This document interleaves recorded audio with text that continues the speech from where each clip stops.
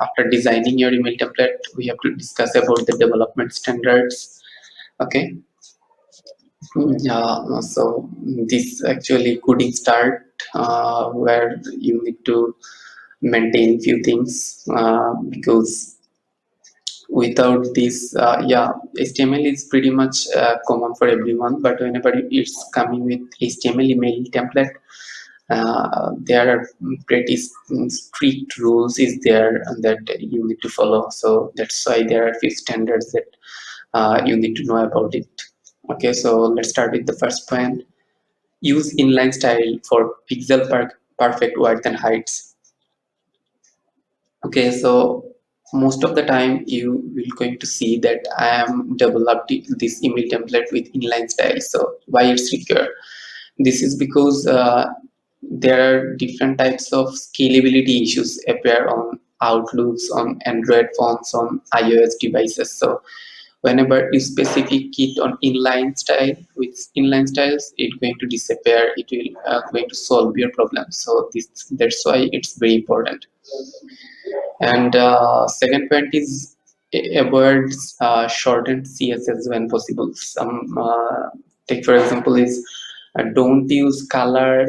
Uh, Suppose you are going to make it white color, so don't going to write it like this hash triple F.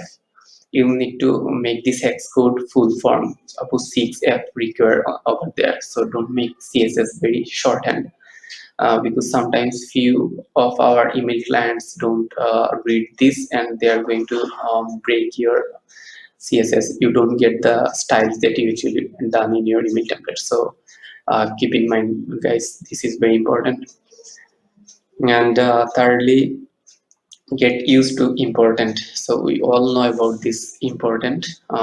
This is because of prioritize your CSS. Most of the time we actually use this in our CSS when we need to override one of the CSS files for our any component. So this is very important for our email template development because many email clients require this. Without this, they don't fetch these styles what actually put. So sometimes it required, sometimes not, but if you are going to use it, that's actually really beneficial. So try to get used with it.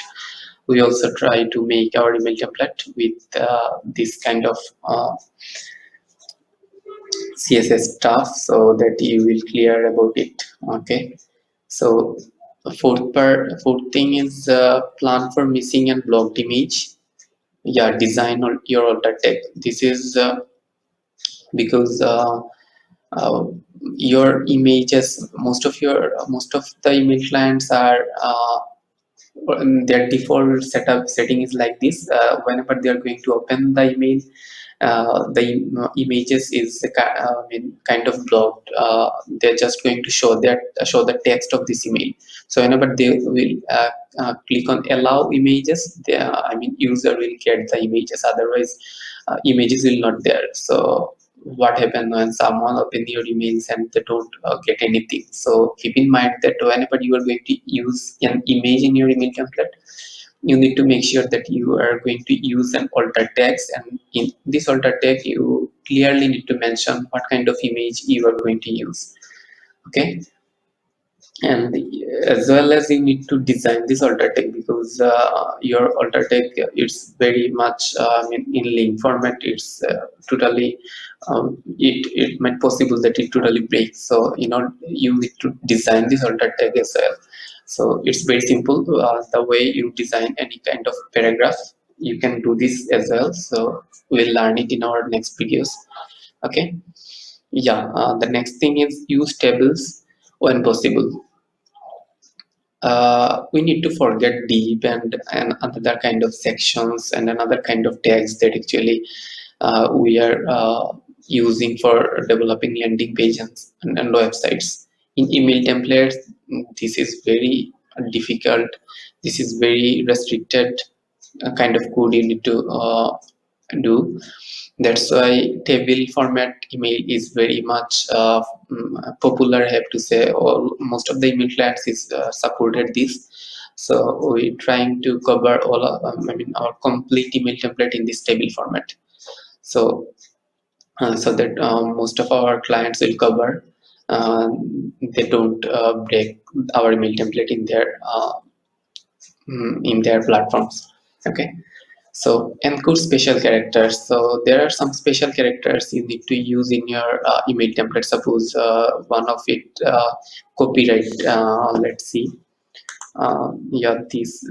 Okay, so okay, suppose after copyright word there one special character is there. So for this we need to use code. We can't use these directly, because yeah, few of your clients may get it, but few of your clients show this as an text, and they actually don't read the special character. So you need to make sure that you use encoded special character for your email template.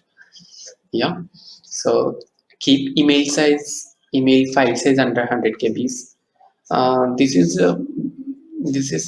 very common, and this is very necessary also, because the lighter your email, it's important, and it's get easier for any clients to render it.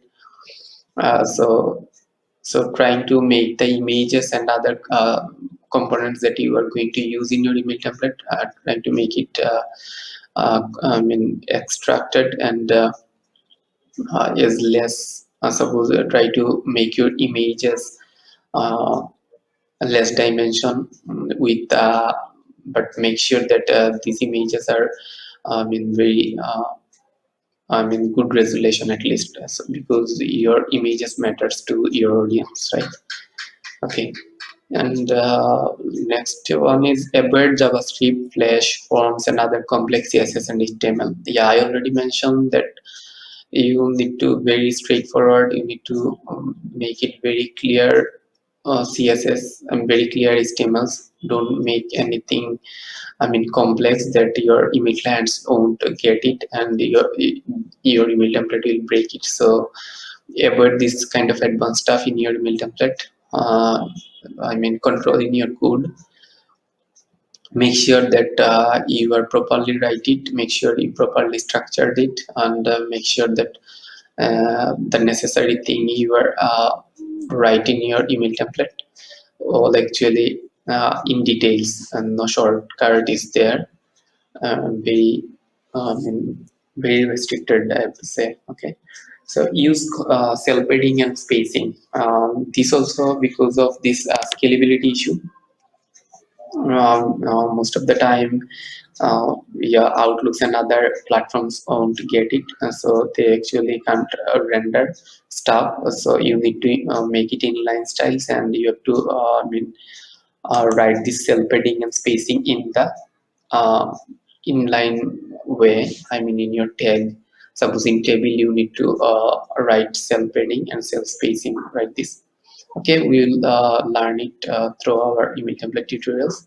In next videos, I am going to start development. Also, I think before development, there are a few other thing you need to know, like Outlook rendering issues, and few very advanced code that you need to put in your email template styles, so that most of the platform will cover, and most of the platforms are make it very beautiful. Nothing will break. So yeah, before going to jump in the coding, I will try to cover these other very common and important materials with you guys. Okay, so in today's videos, that's it. I don't want to make it too lengthy. Yeah guys, if you like this video, don't forget to share with your friends. If anyone want to learn email template development, hope they can learn something from this video. Hello everyone, if you think this video adds some value to you, consider subscribing and share it with your friends. Thank you, thanks for watching. See you in the next video. Bye.